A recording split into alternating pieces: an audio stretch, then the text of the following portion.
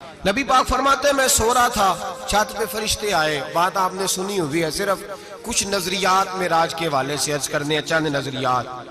نبی پاک فرماتے ہیں حضرت جبریل نے چھت کے اوپر سے انہوں نے تھوڑا سا حصہ کھولا، چھت پھاڑی. ہمارے نا دیہاتوں میں لکڑی کی جو چھت ہوتی تھی نا، اس پہ ایک بندہ بھی اگر چلتا تھا نا تو گھر کے جو بزرگ ہوتے تھے کہتے تھے پتہ کرو چھت پہ بندہ ہے کوئی.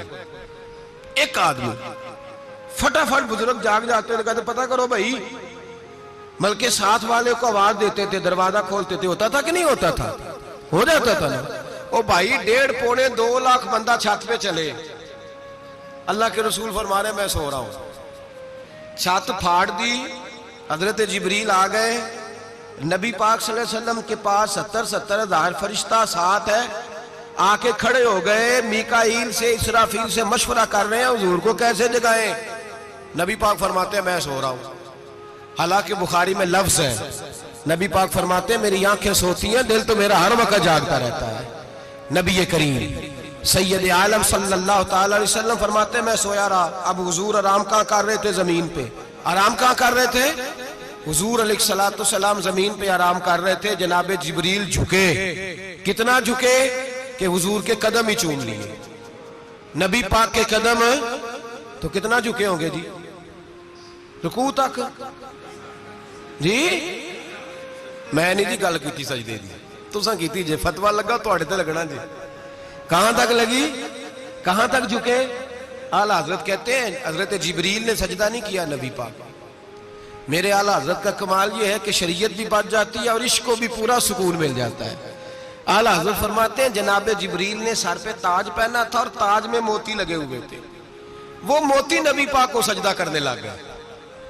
وہ موتی نبی پاک کو دیکھیں. فاضل بریلوی کے قلم کا حسن فرمانے لگے تاج روح القدس کے موتی جنہیں سجدہ کرے. تاج روح القدس کے حضرت جبریل کے سر کے تاج پہ جو موتی ہیں وہ نبی پاک کو سجدہ کر رہے ہیں. نبی کریم یہاں کوئی بندہ، اب تو خیر لوگ ہاتھ بھی کسی کے چومتے ہیں تو خود نہیں اوپر ہوتے، ہاتھ ہی اوپر کر لیتے ہیں.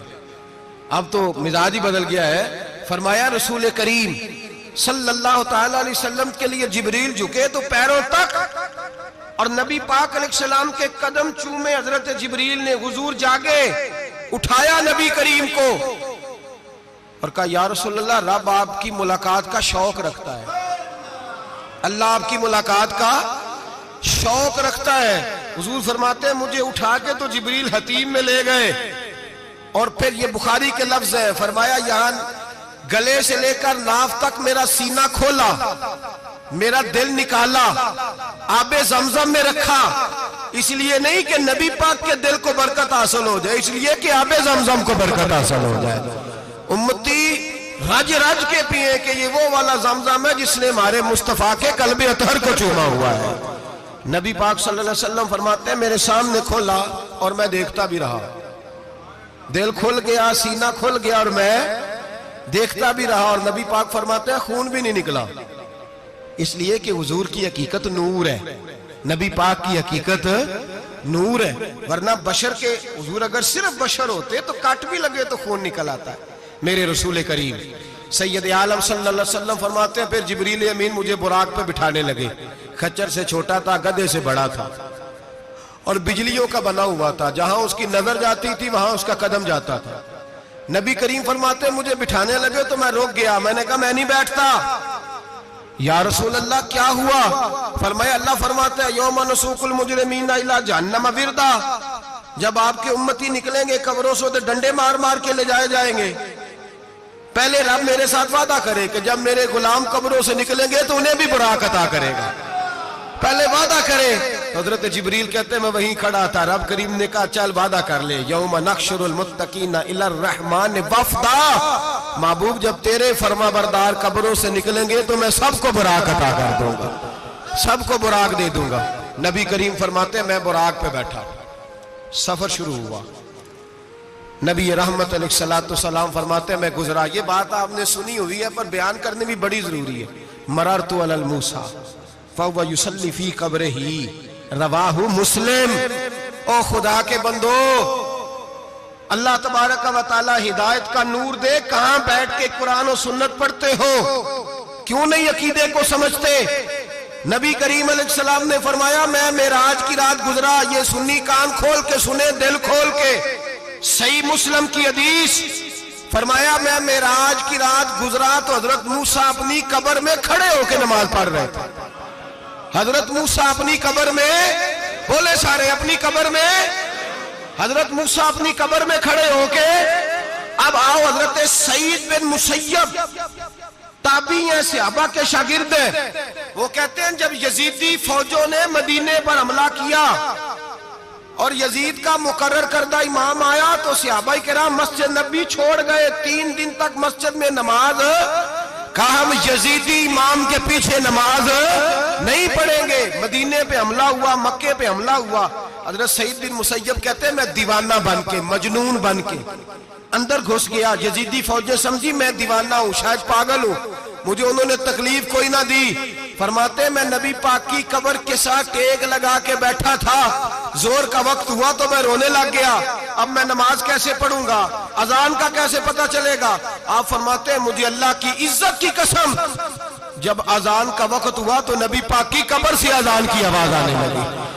فرماتے ہیں جب جماعت کا وقت ہوا تو حضور کی قبر سے اقامت کی آواز آئی، پھر جماعت کی آواز آئی، اور میں نے اپنے نبی کے پیچھے زور کی نماز ادا کی، حضور کے پیچھے۔ حضرت موسیٰ اپنی قبر میں نماز پڑھے اور میرے رسول تو قبر میں جماعتیں کراتے ہیں، حضور جماعتیں کراتے ہیں، اور آپ فرماتے ہیں میں 3 دن مسجد، کان کھول کے دل کھول کے سنو، ہم نے کوئی ریڈی میڈ عقیدہ نہیں اپنایا، ہم کوئی دائیں بائیں سے پکڑ کے نہیں لے آئے کہ وہ فلاں آیا تھا بہت بڑا، اس نے جبہ کبہ پہنا تھا تو اس کے پیچھے لگ گئے۔